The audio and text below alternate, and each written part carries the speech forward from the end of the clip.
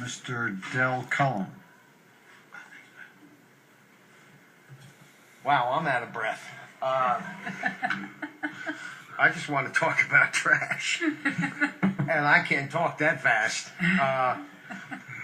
But I just want, I forgot my glasses. I'm going to try to go my notes and stay within the time. But I was thinking about me trying to spread the word about this trash issue being a community responsibility, and how we in the community should not turn our heads. By the way, I'm Del from East Hampton, Del Cullum, and good evening. I'm sorry about that. I've been trying to tell people, you know, maybe we shouldn't turn our heads when we see somebody doing something that's posted otherwise. I figured if I was going to ask people to do it, I should make the first step and do it myself. So I had an opportunity the other day, and it went horribly wrong. I approached a gentleman that was parked in a no parking zone when the whole parking lot was open. He was blocking the beach entrance, and he was out fishing. And I started off calm. He got a little smug with me. I got a little smug back, and it just went downhill from there. And I started thinking, I asked him to be here. I was hoping he would, because first I wanted to apologize for making him subject to a point I was trying to make. I don't see him here. But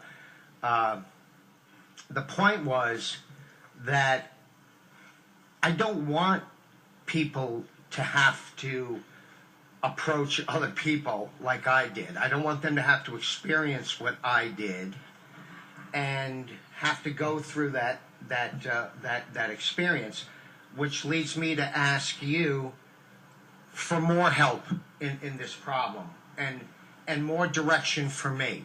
So tonight, I just wanted to ask you if there was a way, a direction that maybe you can suggest to me, being people, a board that's been in the office now for a term or more, that a way for me to help. How can I help? I'm taking pictures, and I just wanted to show you just a couple, and I'm sorry if I'm going over time here, but this is what I'm trying to stop. This is the nature trail. This is Atlantic Avenue Beach. Okay, this past summer, toward the end of the summer. And this was a daily thing. This isn't just one time. This isn't just one morning I took a picture. Isn't that a beauty? Isn't that beautiful? Look at that, how simple, how one bottle can say 1,000 things. I need your help, because I really don't want to ask my friends and family and people that support me in this situation. I don't want them to have to stop turning their heads and having to oppose these people, because it's not as easy as I thought it was going to be. Del, if I might, Yes, please. Appreciate the experience that you had and your realization that it's so uncomfortable that it's not worth repeating, but that the earnest desire to make a contribution to your community still burns in you. So I appreciate that, and I'll take you at your word that you're looking to be creative about how to participate in the solution. So you know what? Give me a call. I'll be happy to work with you, and we'll have a cup of coffee. We'll talk about it, and we'll get you included and involved. There has to be some way beside, it's always easy to say, add this, add that, increase fines, whatever, to modify behavior. You can always do that and hope that you do. But there has to be some way to convey that this behavior is unacceptable in our community. Just as the old days we used to throw a cigarette out the window or whatever. You don't see that happening anymore. And that was just some sort of cultural change that took place that said, this is abhorrent behavior. We don't like that here. You shouldn't be participating in it. And you should think twice that I should think about that the next time I do it, because it is unacceptable. That, to change culture takes a while, but it's not necessarily through devices that we're so comfortable with, because you can say, well, we did something, we posted a sign. It's more than that. It's communication. It's prioritizing. It's repeating a message over and over and over again. Enforcement? That is, to a degree.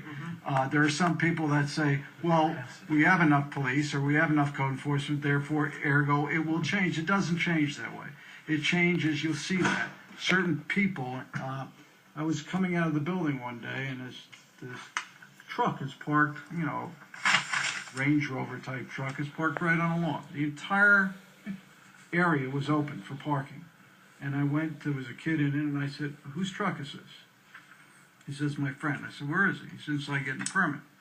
So I said, move it. And I said, what's the problem? I said, move it.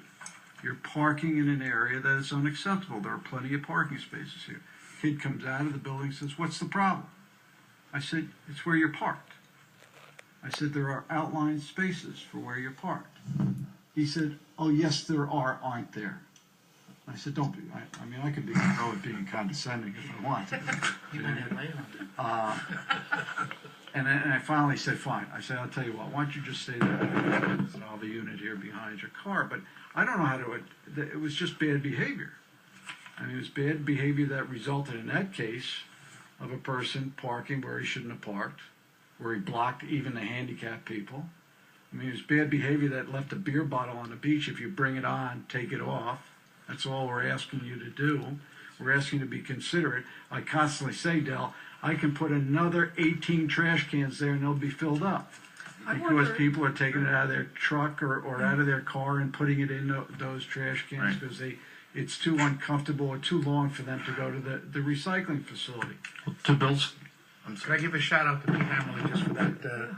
Yeah. Just real quick. And that was a behavior change That was he tried to do. That was Pete's idea 3 years ago. He had a thing, if you bring it on, you take it off. Right. Carry in, carry And out. take all he wanted to experiment at one particular place, take all the trash cans off the beach. He got hammered. Hammerly got hammered.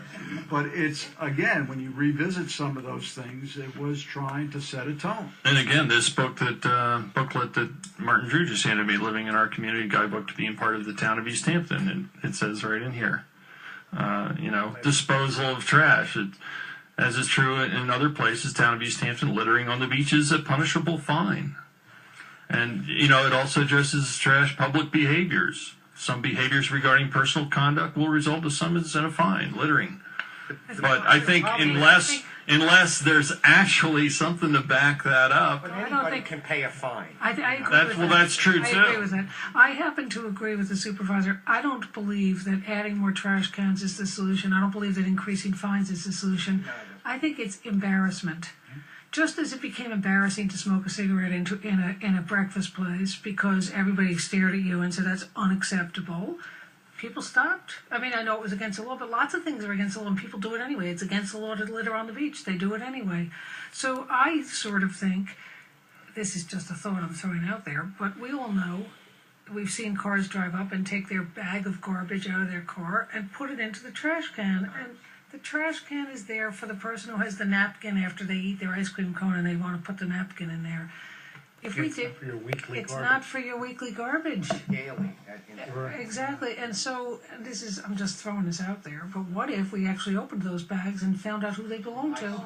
People have done that. One of my That's not, suggestions. yeah. But if it became not just a person doing it, but it became a policy of the town that this is how we're going to attack the trash issue.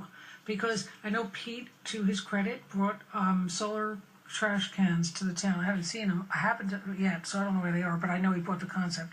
I saw one in the village. They're terrific ideas. You can fit 3 times the garbage in them, which is, first thing, they're less unsightly than those things you showed us. Yeah, I can give you an update on that. Yeah, it's the content of the garbage, It's too. the I mean, content. Exactly. people throw an umbrella in a trash can. And the problem is Irresponsible. we have to somehow change the culture and the mindset of people to say, Agreed. this is not where you put your trash. This is not where you put your broken umbrellas. This is where you put your soda bottle if you drank a soda at the beach. Correct. I agree that changing the culture is the way to solve the problem, and I think there are a number of ways approaching changing the culture. I think more enforcement and higher fines for people who do the wrong thing.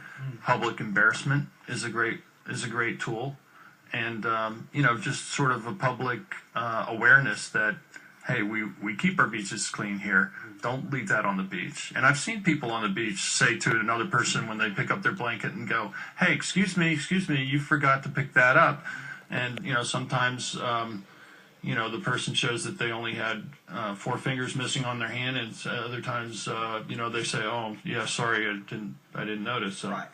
But I think that gets to Mr. Cullum's point, which is you don't want to be the one confronting somebody because it can escalate. It can. And you don't want to be Easily. there. Right. And so I think, I'm sorry, but I really think that if we were to change this, we as a board have to, I'm out of here, but, because I only have 3 months, it's not going to happen in 3 months. But as a board, But I know you're concerned. I am And you concerned. always will. But as a board, I think that what the town has to do is adopt a policy like Pete Hammerly's carry in, carry out. If there's going to be signs, it's going to say carry in, carry out these trash and limit the number of trash cans. Don't add more.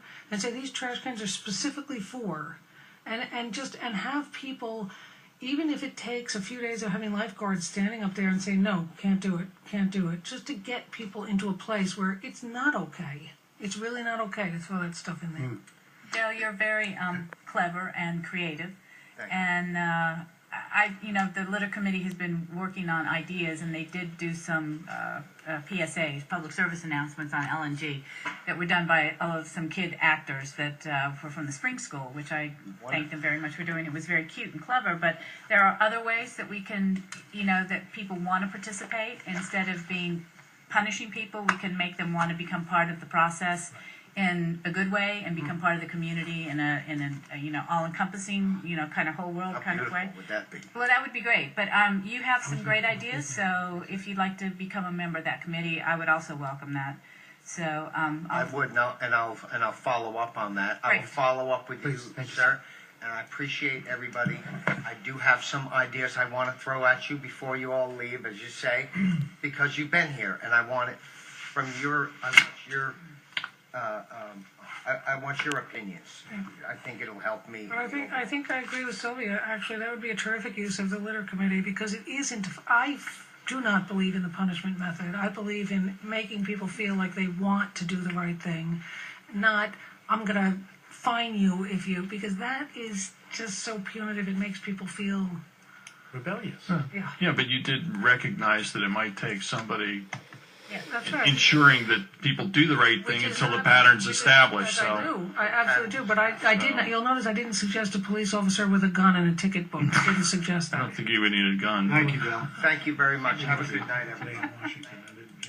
Rona Klopman.